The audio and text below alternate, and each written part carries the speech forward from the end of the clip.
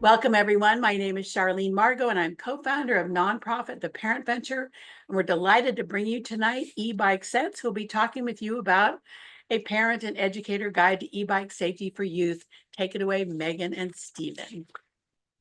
Thank you so much for joining us tonight. We're very excited to be here to talk all things e-bike, especially e-bike safety. We're going to talk about quick introductions right now to getting the asks for the e-bike, to what you do when you get the e-bike, and much more. So we'll be covering quite a bit tonight. A little bit more about me. I know Charlene gave us an introduction, but I was a physical education teacher for 25 years. I did triathlons very competitively for 15, so I cycled on the road many, many miles for many years.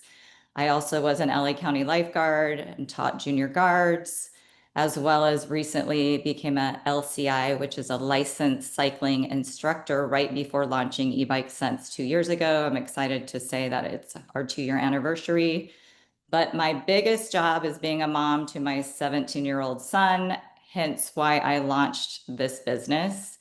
As you know, there's a rise in e-bikes. That's why we're here having this discussion tonight. My son wanted an e-bike in 8th grade, which was about 4 years ago. I held off till 9th grade, but most of his friends had them by then. And, I could see they were out enjoying their independence, and moms and dads were having to drive less. So I started looking for a safety training program and couldn't find anything. And with my background, I started eBike Sense. And my name is Stephen McCall. Thank you very much for the introduction. I have a background in marketing and partnerships, but in 21, I was on the school board in Hermosa Beach, and we were noticing the growth in e-bikes. And it was a case of, well, we wanted to do something. We believe we may have been the first in the country to have instituted a formal e-bike program, sticker program, educating our kids. And then with that, not only sort of having the education side of things, I serve as an advisor to the police in Hermosa Beach. But as Megan also said, I'm first and foremost a dad, and I've got both a middle schooler and a high schooler. And so I think for this evening, we're actually really honored to be here to be able to talk to you, because I think that we've been in your shoes if you're a parent, and we've been in your shoes if you're an administrator, and we're really excited to talk to you.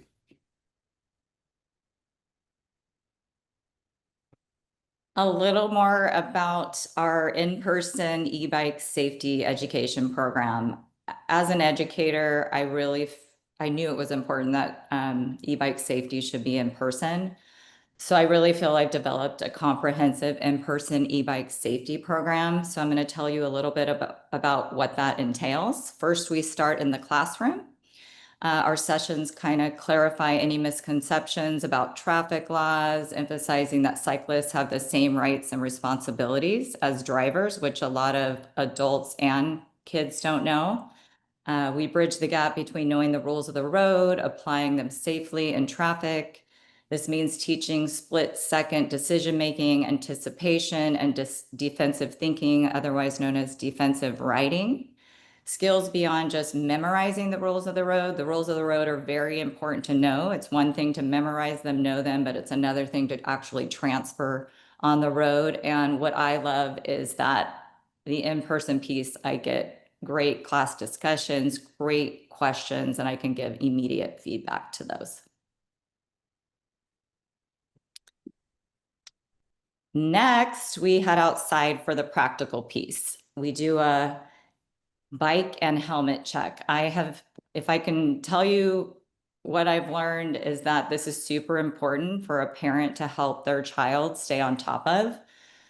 The helmets and the brakes, because e-bikes go faster, they're heavier, most bikes have a throttle, they're throttling and braking a lot. The e-bike brakes get loose pretty quickly, and it's super important you stay on top of that. But the helmets, I'm finding about 50% of my classes, whether I go to a school or I see a client in person, about 50% have a loose brake or an improperly fitted helmet. They're buckling their helmet, but the buckle's down to here so that it'll just kind of flop off their head if something happens. So super important to stay on top of the helmets and the brakes and overall bike maintenance. I tell kids they should get their bikes in once they've purchased them at least twice a year, because brake pads wear thin, and just to make sure it's running properly. Then we will actually get on the bikes and do a set of e-bike safety drills that I have found very important and actually transfer really well to the road. We do a scanning drill to make sure kids can scan and they're not going to veer into traffic. They can hold a line when they're looking over their shoulder. We do signaling drills, which helps keep them predictable to cars. It's super important to be able to signal if a car's behind you, if you're taking a turn and slowing into a turn. And then we do a specific drill for an emergency stop. And this really comes in handy with those kids who have those loose brakes, because I want them to stop at a certain point and they end up stopping a good 5 feet or so beyond where they should stop. In my private business, I run the same program. We do the classroom piece, the ABC bike check, the e-bike safety drills, and then I actually take kids on the road to work on routes that they will frequently be riding, whether to school or the mall, and I help parents kind of figure out how to navigate safest routes, crossing intersections, things like that. And I'm excited to say that in Southern California, we have trained over 1,000 kids between the school districts and privately, which has been an amazing experience. We're also expanding to Northern Cal, the Central Coast, and also San Mateo County, which again is just super exciting and rewarding. Riders on the rise. That's why we're here discussing e-bikes tonight. They're not going anywhere. There's been a dramatic increase in the number of e-bikes out there, as you know. Some of the benefits, though, they're fun. They provide a sense of independence for your child, not only your child, but yourself. You spend less time driving your child around, which is nice. And they're eco-friendly. They get more cars off the road, which is great for the environment. Now, we might be nice and fun to drop into the chat if you're following along and able to message us. How many of you have personally ridden on an e-bike? We'd just be curious. If you have, you personally, type yes. If you haven't, no, it's totally fine. But we'd just be curious to see how many of you personally have ridden on an e-bike.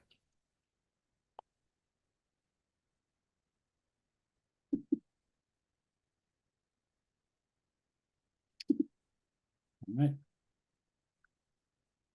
So the positives, they're fun, provide independence, but I tell kids they're a different beast than a regular bike. I mean, they have a battery. They clearly go faster, which if you get in an accident or you have a crash, the impact's going to be worse. They're heavier. A lot of kids have a hard time controlling e-bikes initially when they get on because they're heavier and they go faster.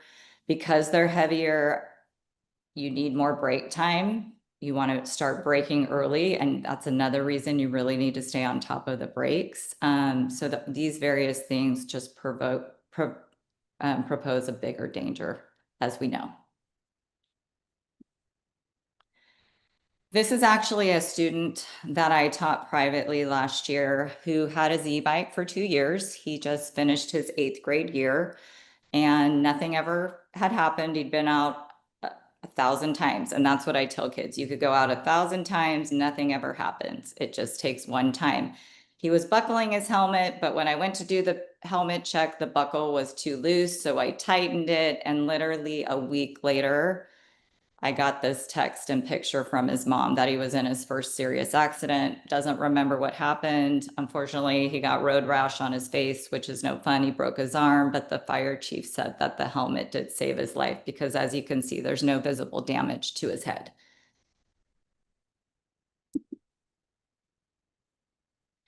So just a quick little review of some e-bike essentials, some of the things I've already mentioned, but it's really important you stay engaged with your child once you've bought the e-bike. Follow up with the brakes, see if their helmet's fitting properly. Sometimes they outgrow their helmet. Rules of the road, before they head out, they should be educated on the rules of the road, and not only the rules of the road, but how they ride in traffic with cars, being a defensive rider. The bike helmet maintenance, staying on top of getting that bike into the bike shop regularly for new brake pads, etc. If something is ever wrong with their bike, because there's throttles on these bikes, sometimes throttles get glitchy or sticky. I tell kids, you got to let your parents know. Don't continue to ride it. And know, plan your routes ahead before you get on your bike, and you can help your kids do that before they jump on their bikes.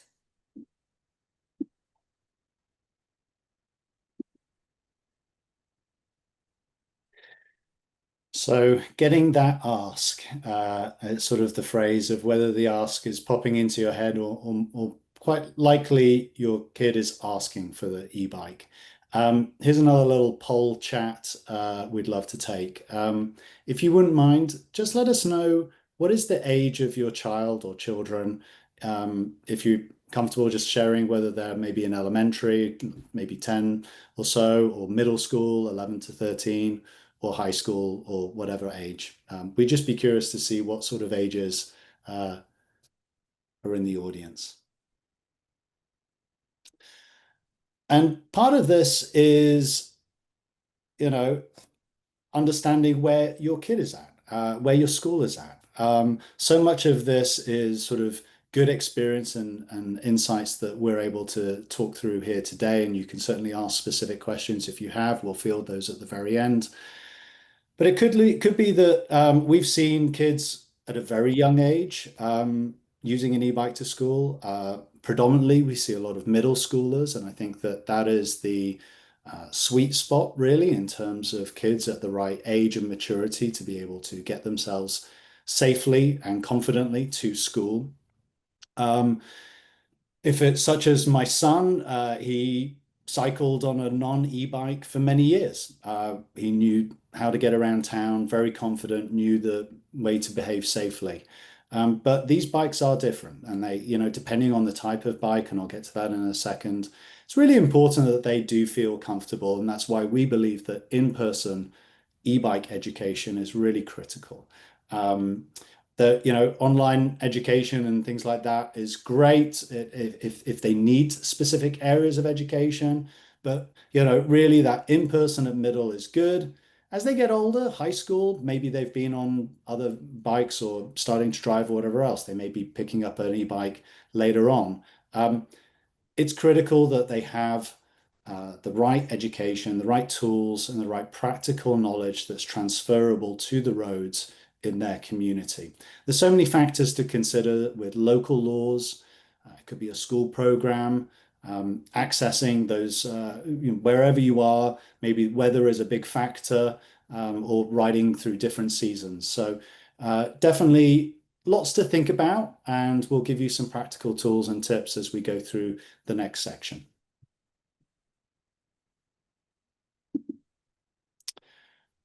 All right. I promise this will be possibly the most taxing chart of the evening, but it's sort of starting off where it gets really complicated as a parent, because what is an e-bike? Wait, there's classifications? What's it? Why do I have classifications? Isn't it just motorized and it goes by battery? Isn't that just an e-bike? Well, actually, there are three different classifications. There's a class 1 e-bike that goes to a maximum speed of 20 miles per hour. It doesn't have a throttle. It is pedal assist, and there's no age limit to that level of e-bike. Then there's a class 2 e-bike. That maximum speed is also 20 miles an hour, but that does have a throttle. So on the handlebars, they're able to increase their speed and control that using a throttle as well as pedal assist. And again, there's no minimum age there, but they're required to wear helmets, obviously. And then class 3 probably isn't applicable for here, because this is more for 16 and years above. That has an increased speed of 28 miles an hour. And so that's where you start to venture up into what we would refer to as not just e-bikes, but then we get into the blurry lines of e-motorcycles, which I'll come on to. But I think the key point here is that when you go and you're investigating and doing your research, just be aware that there are these classifications. Be aware that there's different features, obviously, on every e-bike that you may go and consider. But you'll predominantly be looking at either a class 1 or a class 2 if it's an e-bike. And that's that. So I wanted to actually sort of maybe mention here, I've got my, this photograph is actually my son trialing on an e-bike. So as I say, I can be really empathetic with those of you who are thinking about this and oh my God, can he even get his leg over the bike and can he control this safely and so forth. But you should definitely be aware, I'll just mention this because there are street illegal motorcycles. So there are some brands which are intended for off-road use. Those are, very powerful motorcycles, and they don't have pedals, so they're not going to go round. And so those are brands such as a Sauron or a Talaria, and they're not what we would classify as an e-bike, and in many jurisdictions and areas, they're not road legal. So just to be aware of that, if you get the ask, that might be a rather cheeky ask from your child, but you should be aware that that's not something you'd want to consider if it's something for their primary uses going to school or around the community. So as mentioned before, age, size, maturity, the big thing to think about here is take them with you. Go to a local e-bike store, go and check places out. There are now not only great retail opportunities with a whole range of e-bikes that you class 1, class 2 that you can go and look at. There are now also brands and retailers such as Upway offering second-hand e-bikes, which could be sort of your pre-owned. It's sort of the Carvana of e-bikes, and that could be something that you may want to go and look and consider. Speed limits and parent controls, I think, as everything in this world, things are getting smarter. And that's definitely something that I think makes parents feel a lot better. This particular bike by Vulcan has a master menu, which you can go into. And as a parent, I'm able to control which power mode that bike is in. So it has an eco mode up to something that's probably more sporty. My son actually prefers it in eco mode. It's slow, it's controllable, and once you get into the more powerful modes, it can get quite punchy, and you sort of want to worry about that. But also the parent controls. What I love about it is it has a master set that he doesn't have access to on that control panel. I can go in and I can set the speed. So it might be that the e-bike could go 20 miles an hour.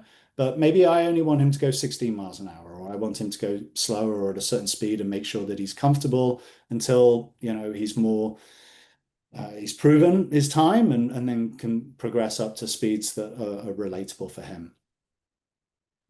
And the last thing I just mentioned is about adaptations.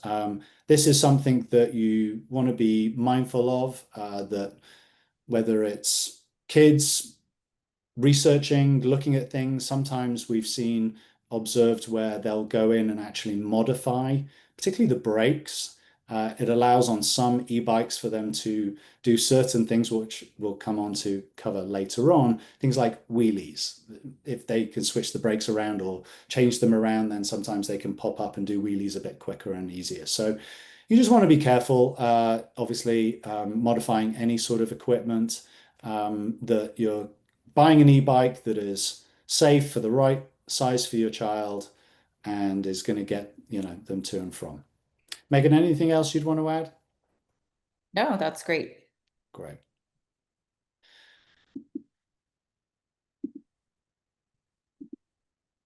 Okay, so you've bought the e-bike. Now, what should you do? So, excuse us for sort of putting this first, but in-person training. Ideally, if we're in your area, please contact us. we believe that in-person training is the best. These are motorized vehicles, even, and you want to make sure that your child is aware of everything. They have not only that sort of education piece, classroom training, but they do have the transferable skills to take these bikes on the road.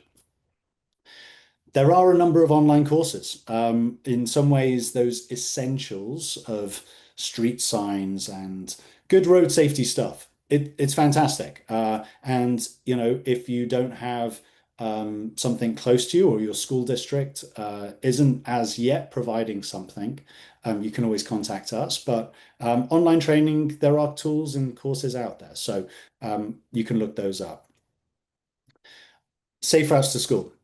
Essential. If you're not aware of, your local school district will have publish map where you can see and your child can get safely to and from school. They ensure that they have crossing guards and all the right ways to make sure that those are the safest routes for them to go about. But also make sure that you and your children are really informed on local laws.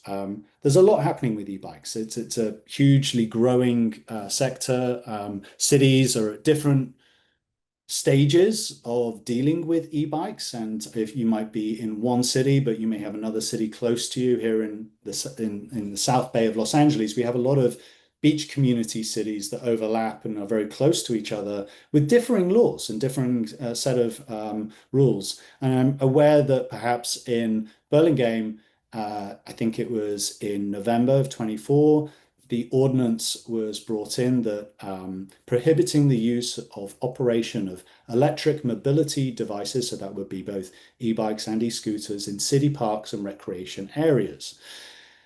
Although I believe there was a certain does not apply for the Bay Trail after some community feedback. And I think that's the thing. In all of our communities, there's probably going to be parks or pedestrian ways, and you just want to make sure that your children know whether they can go on a certain path or they can't.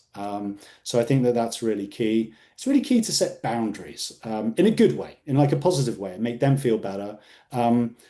Maybe I call it geofencing, but sort of give them, this is your city, go out with them, show them, look, this is sort of how places I want you to get to. If you don't want them going on certain roads, there could be certain roads that are just too high traffic. Maybe they don't have bike lanes. Other things for boundaries that I think is always good is checking in. Hey, mom, hey, dad, I'm going here, or they message you when they get there. Are they allowed to do certain things? We'll come on to it in a little bit, but there's things like double riding. A friend, maybe their bike might have a seat at the back. Do you want them to do that? That may have insurance implications as well as safety implications. And I think Megan's going to talk to that a little bit further on. I'd also offer up probably, don't listen to those AirPods and that music, things like that.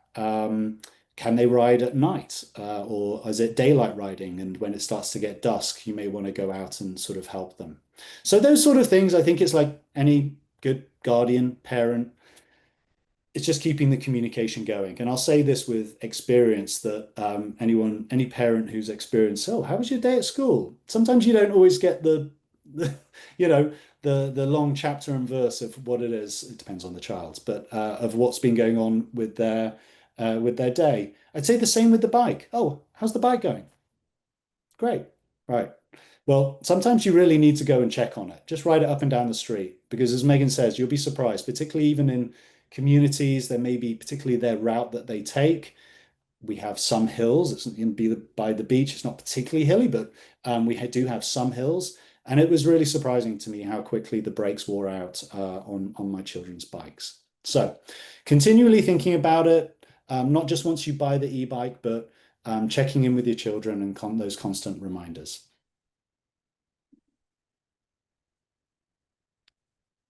All right. Here are a few safety and security tips. First of all, helmets. Obviously, the most important aspect. You're also, as well as the bike, you're going to need to consider. It needs to offer as much protection as possible. A lot of helmets now out there that there are incredible ones with multi-directional impact protection systems. They're called MIPS. There's a lot of other certifications. There's a Dutch certification, which is highly a high safety standard. Virginia Tech has a set of standards. This is all, for you to go and do the research. I put a little thumbnail in there of S1 helmets, which have a lot of great skateboard helmets. But this little picture that I featured there is actually their one for e-scooters and e-bikes, because it has the side protection to it. And so again, this is great, depending on where you are and how comfortable it is. It's really all about sort of putting it on your children's heads, making sure it fits and is good. Lights, the e-bike will come with lights, but you want to make sure that they're working. The kids, maybe they're automatic, or the kids know how to function those. Make sure that the bike has set up with all the right reflectors. All of those things are important. Clothing and shoes, you want as much protection as possible. Mindful of closed shoes. I know we're heading into summer and sometimes kids are like, oh, this is great. I'll take the e-bike to go to the pool or to go to the beach. Just make sure that they're not wearing flip-flops or sort of open-toe shoes, those sort of things. If they're going distances or things, they may want gloves, or in the winter, reflective gear is great, especially obviously if at night. Locks are important. These bikes can quite often be quite expensive. It can be an investment. And so you really want to think about getting the best possible security. Many of these locks do have rating systems. And I think, again, it's a personal preference for how big. I mean, typically the more expensive and the higher rating and the bigger the chain, or they have these quite innovative Z locks, which allow you to sort of put it onto the bike without it taking up too much space. Those are all great, absolutely necessary to have. And you want to be talking to your child about where they should be locking the bike, not just locking it itself, but locking it to something. Whether it's in a bike cage or somewhere in a city. Often cities downtown or in particular areas will have maybe security cameras, outside a store, that sort of a thing. You want to make sure that they're savvy enough to and have streetwise enough to think about where they're locking up their e-bike. You may also want to go for the extra tracker. There's various trackers, maybe tile or air tags, where you can put those securely in hidden spots. There's even some accessories such as bells where you can hide the tag inside of it or wherever else. This might just give you peace of mind. All of these things help. And we've heard of plenty of instances where people have been managed to track down their bike if it has in that short period where you can hopefully find it. There are apps out there. If your child has a smartphone device, then on either the operating system is something that you might be able to track your child on. Find My iPhone, for instance. This app, Life 360, is really great. It's really great because it has the benefits where you can track your child in real time. I think from experience found that it tracks it better than sort of Find My iPhone. It is a paid app, it is a paid subscription, but it allows you to also, or for the higher features it is, and it allows you to track their history so you can see where they've been. You can also see the speed that they've been going around the city. And again, all of those things just help with your sort of trust and verify of, okay, they're going somewhere and they're doing it safely.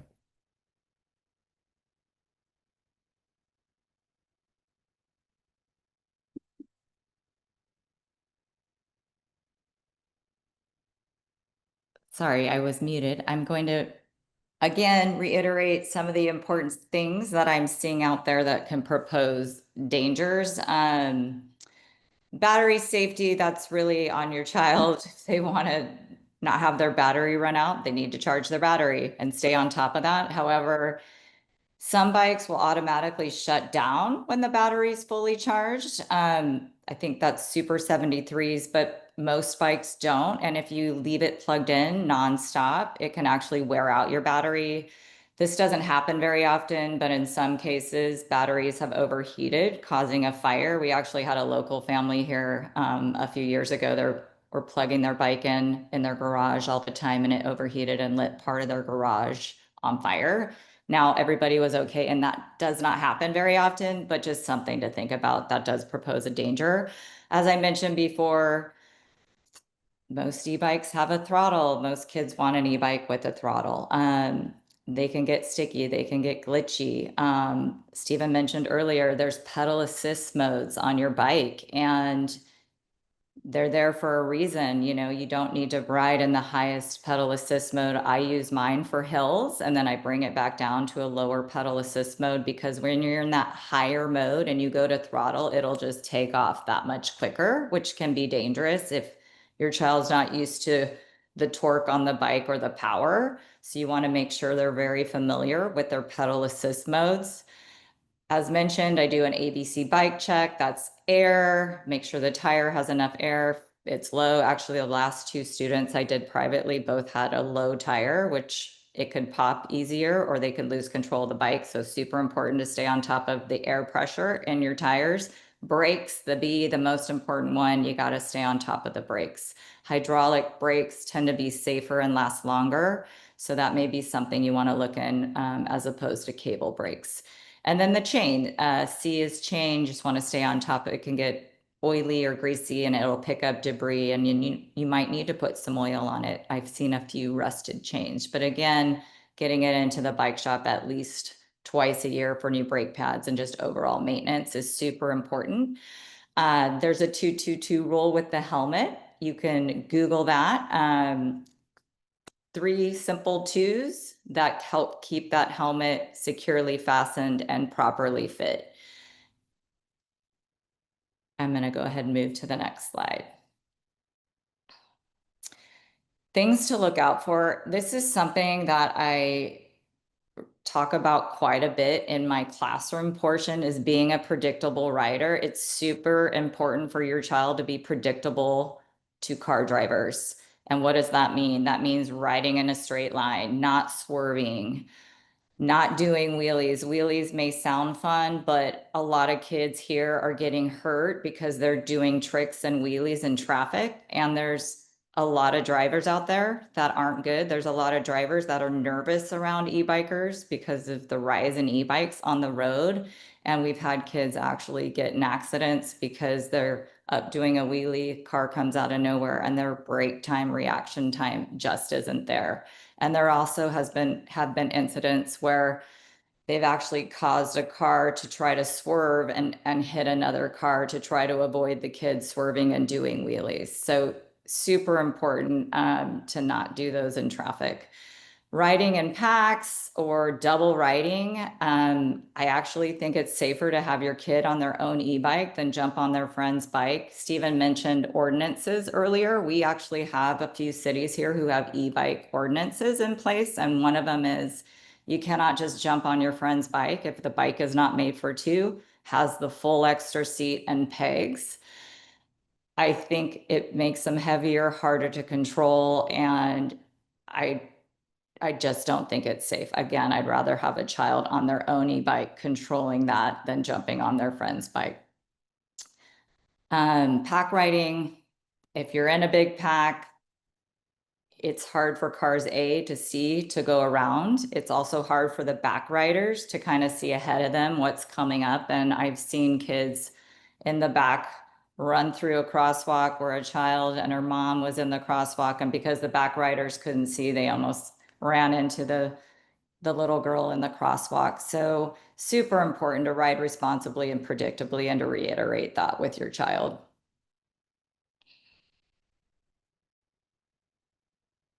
Rules of the road. I think I mentioned that earlier, that cyclists, e-bikers, e-scooters, we have the same rights and responsibilities as drivers. A lot of people, a lot of children don't know that.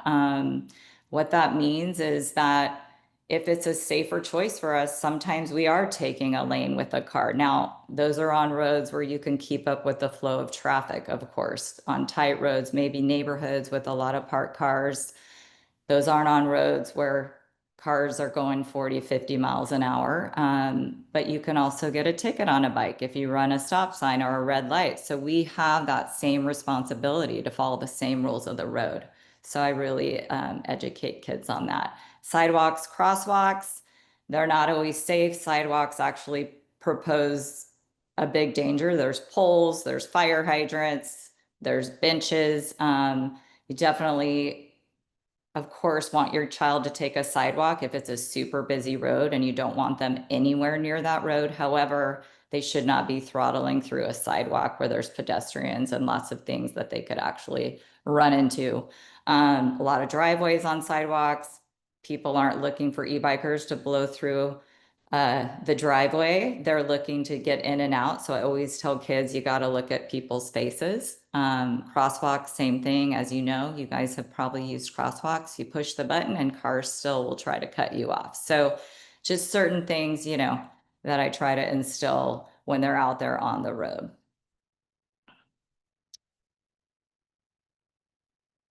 All right. Well, is that the end? Thank you so much for joining us tonight. Stephen, do you want to say? Yeah, thank you. It's been great. We've covered quite a lot of distance there. I know we've got some great questions that have come in through here.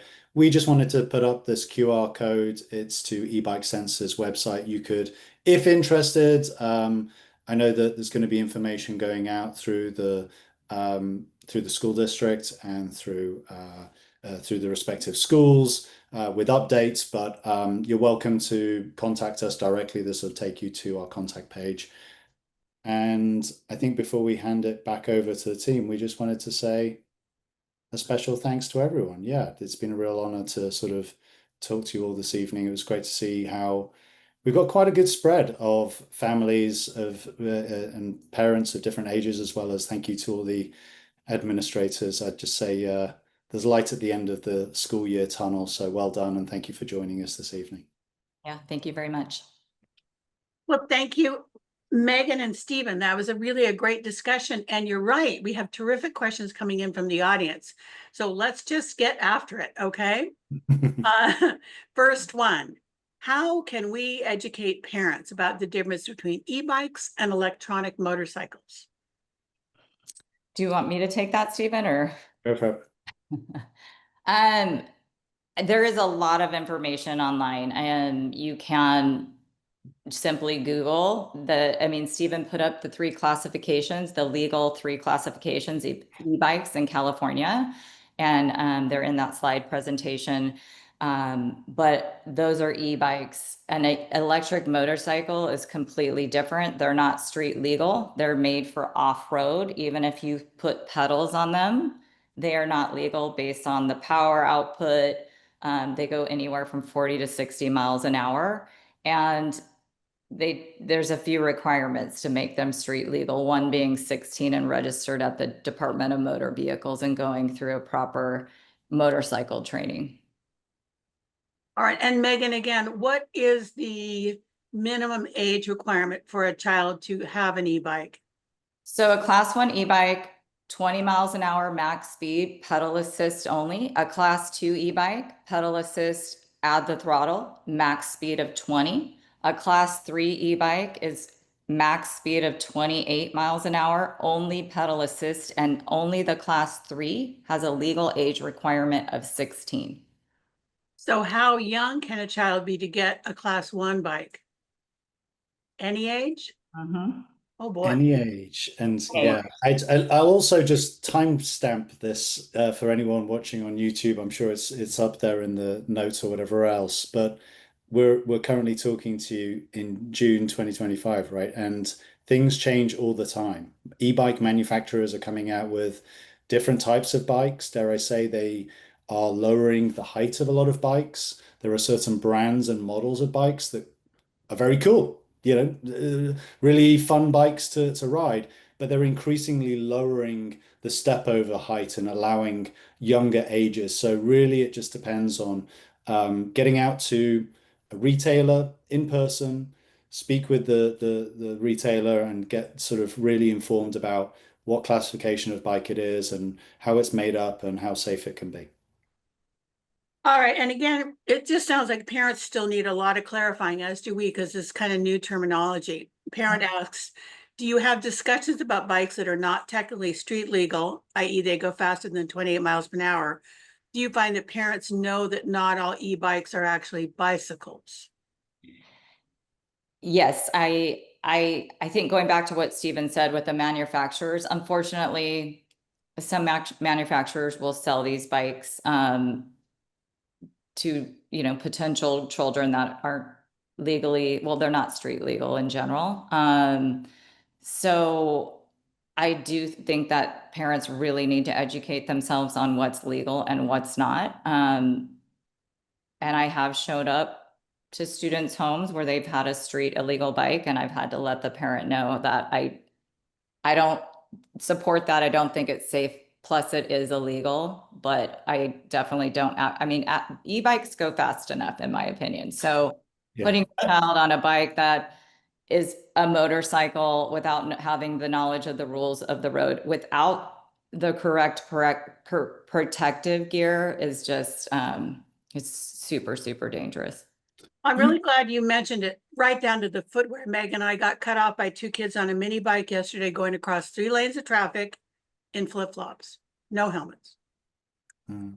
Just really scary. I would also add, just to note, that there are certain cities, areas that are legislating. So they are taking it into sort of their own local hands to say, no, look, if you to operate a class 2 e-bike, you need to be 12 years or older or 16 years and older. I've heard differing parts of the state and country, dare I say, have differing laws. So really, not to get moored in the details of things. It's really just to be aware as a parent, as a educator, that various classifications, it's hard.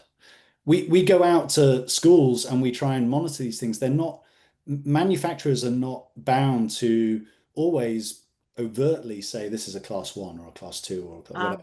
So part of this is also the trickiness of really understanding and maybe double checking the specifications on the website or things, and just to be informed is really the best thing. And one more quick note is that just know that your child can alter their bike unbeknownst to you. They can have a class 2 bike. I've had kids, again, I've showed up and their bike should have went 20 and they've altered it to go 30. So just be aware of that. And Stephen mentioned earlier, swapping the brakes. That happens a lot. And you want to make sure that, the brakes are good. And a lot of times they're doing that because they are wanting to do more of the tricks and wheelies. And this is, obviously, hopefully all of our kids are sort of not as entrepreneurially focused or whatever else, but having educated thousands of kids in person, this is the difference. Like when, an instructor from e-bike sense is, educating, and you're going through a school program, that's the benefit of having in-person education, that parents can feel reassured that they're getting the necessary tools, and not only through a school program, but we also offer at-home private classes or time on bike where our instructors can go out and really help the kids. Okay, and also everybody who's online, I noticed that Teresa Valles Kelly, who's director of the Safe Routes to School program in San Mateo County Office of Ed, has posted there's actually a meeting tomorrow of the e-bike council that is open to attendees. And then Lena just posted there you have a new guidebook produced by Safe Routes to School that she posted the link to. So do look in resources. We have on with us, I hope he's still on with us, Jason Ledbetter, who's actually the town manager for the town of Woodside. And they're very interested in e-bikes and what the protocols and communities are. So the question is, what measures would you like local towns or cities to take to encourage e-bike safety? Can you recommend a local city or town in California that is engaging in enforcement and education correctly? This is Yeah. it. This is the Yeah. question. Yes and yes. So it is it's about the three E's. I think you kindly introduced it as part of my bio at the beginning. So it's about education, it's about enforcement, and it's about engineering. Those are sort of the three perfect. There's other factors, and I'd be happy to sort of, if they want to reach out, we can potentially help. But a lot of our cities here that we're working with, um, you're never going to, dare I say, educate your way out of sort of danger or a problem. You're never going to enforce your way out of a problem. And I'm working with the police. I'm aware of sort of the challenges of youths on e-bikes, and likewise with engineering for a city or for a local area, that takes planning years in advance. And as we're trying to get to better micromobility and living streets, those things are really challenging. So there are a lot of factors at play. There's been a lot of good tactics. We're observing that with districts and communities really putting an emphasis on seeing the growth, and it's fantastic. If the ability to empower our kids and our community to get around safely is fantastic. So they're now educated, and it's almost more the adults who are sort of going through stop signs or not wearing helmets or whatever else. So now we're finding that by putting all of this into our communities with the education and positive behavioral intervention. So we have police forces here that, yes, there's ticketing and there's local municipal laws.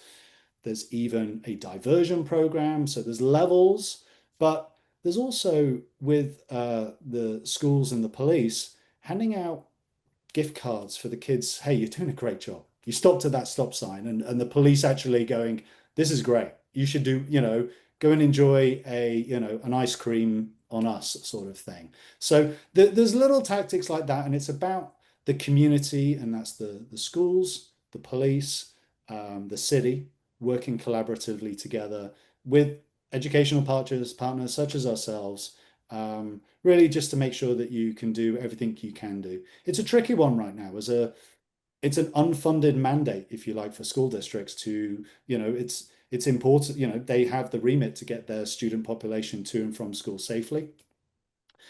However, this legislation has enabled us to have a population of very young riders getting onto streets. And so that's why e-bike sense, that's why Megan founded it. That's why we're so passionate about making sure that the right e-bike education is implemented at the right ages and parents are as informed as they can be.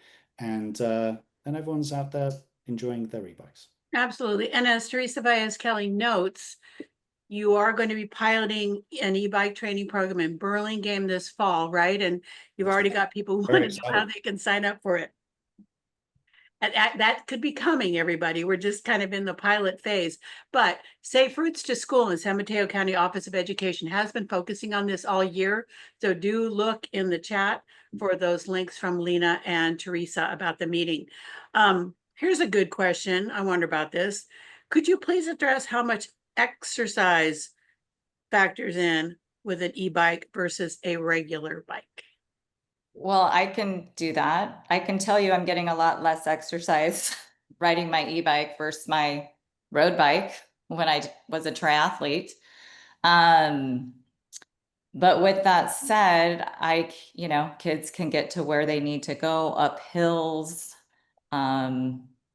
further on an e-bike, which is helpful. Yeah, I would say that if you get a bike that has a throttle, the likelihood is they're rarely going to pedal it. I think that's just the reality of sort of particularly kids and things, but it's a great enabler for them to get where they want to get to and sort of their sense of independence. My son loves going fishing and things like that around town. So And those heavy backpacks they have these days, it's very helpful for school. Do you recommend that kids start with a pedal assist bike? I- I've been doing this for 2 years. I was new to e-biking when I launched this program. So what I have found is that I actually think the class 2 e-bike, it has pedal assist and throttle. I actually think the throttle keeps kids a little more balanced, having that ability to kind of just keep an even flow with their bike and even speed. Because the bikes are heavier, the pedaling can propose a problem for some kids, Okay. controlling the bike. I'd also say as a parent, I mean, it's unfunded mandates for parents as well, in this era of smartphone devices that are quite expensive, and e-bikes can be expensive as well. So, it could be that within the family, maybe you collectively are getting a bike and you may want to use it for different purposes. But the likelihood is if you're going to buy your, let's say, middle schooler, I think I saw that through the chat, that's sort of the sweet spot where a lot of the parents are at or guardians are at. I think it makes sense for that class too, where they have the ability for the throttle as well as a pedal assist. All right. And, Stephen, looking at your son there on that bike, I don't think he's in like the heavyweight class. Parents really need to be careful about matching up that bike to their child. Yes. Correct. Yeah. These things are critical that, helmets, bikes, all of these things. I mean, it's difficult for us to give you, I'll go and look at this brand. And it differs even by geography. It depends on your city, your nature. I think that it's really key that you just take the time, if you can, to go and do it with your child. And when you have the bike, again, sort of just make sure that you're sort of helping them with it. All right. And for those of you who are online, those of us who are still online, when we leave this webinar today, what are some things that we can do now to make a difference in making e-bike use safer for kids and the community? What do you suggest that those of us who are interested should do? I think as a parent, what you should Yeah, do. as a parent, like how to open this conversation, for example, with your child and not make it turn into a lecture. Or if you've got a kid who really wants one of these bikes, what should you do first? I think you should educate yourself first before you have that conversation on the law and what's legal for your child. So they're, those classifications and what's legal. And that's kind of a non-negotiable of what kind of bike that you can get for your child. I think it's super important, as Stephen said, to say, hey, this is exciting, but with that excitement, these are a different beast. There's some dangers and there's some things that I need to talk to you about, or some things like education you need to do prior to us even getting the e-bike, and maybe have your child research that for you. I've had parents who've actually said, hey, you want an e-bike? You go tell me, you go research what the classifications, what kind of bike you want. And then, going to the bike shop, as we've mentioned several times, to make sure that bike is a good fit for your child. But put it in there, give them a sense of that ownership. Have them do the research and then have them come back and educate you on some of that stuff, but also do your own due diligence. Yeah, for example, someone just posted in the chat, it's such a good point. Kids need to see programs like this as the beginning of e-bike training. I like that. Very much so. I mean, we can maybe all try and imagine how we were as when we first passed our driving lesson, and the things we've learned through the years of different experiences, etc. One of the things that Megan covers in the course is, situations that we don't expect maybe I don't initially think like a 12-year-old or a 14-year-old may have to suddenly deal with road rage, and a situation where they're going to be in potentially quite an infraction, whether it was their fault or whether it was another driver's fault or a situation, drivers may be trying to rush to get round them or whatever it is. These are things that is a lot for a young kid to sort of Oh, navigate. listen, we And lost a Stanford student Saturday night on an e-bike. yeah, so tragic. Yeah, Yeah, so that's the this ultimate. is And serious so stuff. it is one of those things. I think there's things in our course where we can offer a pledge, where parents can take a pledge, or with the kids, they can do a pledge. We're actually working on our curriculum to sort of even increase more education for parents and videos. Again, encourage anyone following who might want to go on our website and sort of find out that information as we get to publish it. But I'd also say that we're in a community, and if you see something, say something. Not necessarily winding down the window and shouting or whatever else, but like, just the other day, I saw a friend's kid, they didn't have a helmet on, and it's like, I just messaged the parent and they're like, oh, they forgot. And, just look out for each other, just be kind. Keep communicating with your kids and always. Um, if you see something where there's maybe e-motorbikes, give your police non-emergency line a call and report it. Let them know. These things are important, that we as a community can sort of just stay connected and support each other. Support your schools. Make sure that you want an education program, and how that sticker program can work. I think we're all in this together to make it safer for the kids. Well, thank you so much, Megan Lamb and Stephen McCall, for a truly excellent workshop tonight. We've all learned a lot, but as you said, the conversation is just starting. So again, thank you everybody for joining us today, and a special thanks to eBike Sense for this presentation tonight. And we want to end by thanking our sponsors, Safe Routes to School, San Mateo County Office of Education, and the California Office of Traffic Safety. Thank you, everybody, for being with us tonight. And a special thanks to you, Megan and Stephen from eBike Sense. Take care, everybody. Stay on and answer those couple of questions, and we hope to see you again soon. Bye for now. Thank you so much. Thank you. Good night, everybody. Good night.